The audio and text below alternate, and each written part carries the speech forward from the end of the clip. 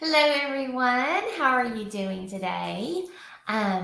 It's Wednesday, and I try on Wednesdays to share just a little bit of something that I've learned or that I'm in the process of learning.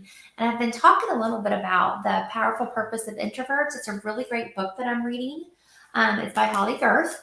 And so I thought a little bit each week or every now and then I'll come in and try to share a little bit with you because whether you know it or not, I'm an introvert.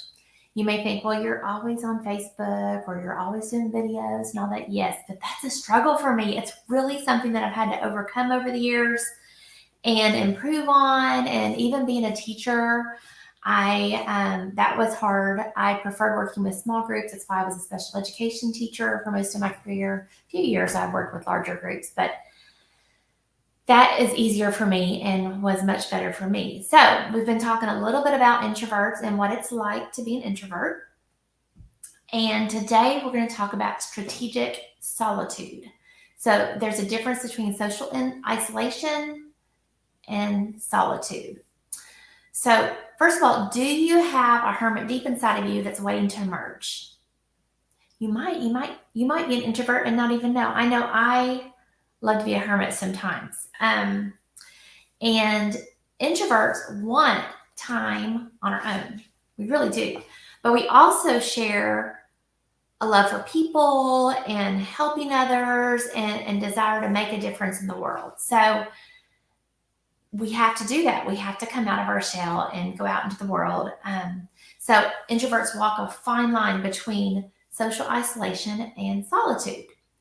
So we think, as an introvert, we think of alone time as a need, kind of like food, water, shelter, that sort of thing. It's one of the basic needs.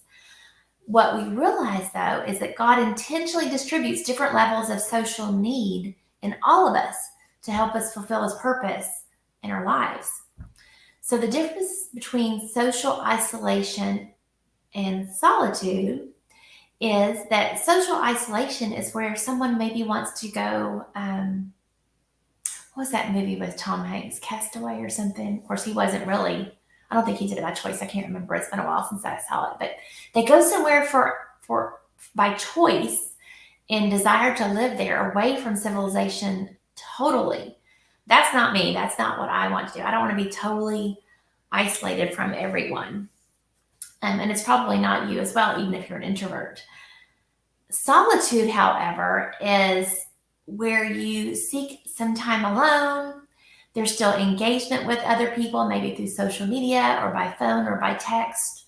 Probably by text or social media more than phone, but maybe some phone.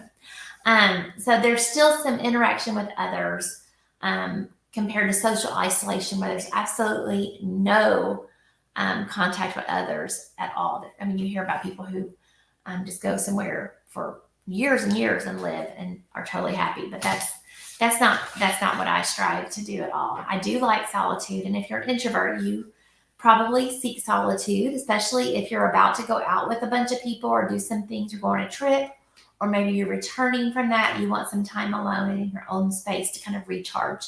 Because as I've said before, whereas extroverted personalities, they get their energy and their enthusiasm from other people. They just soak it up like a sponge.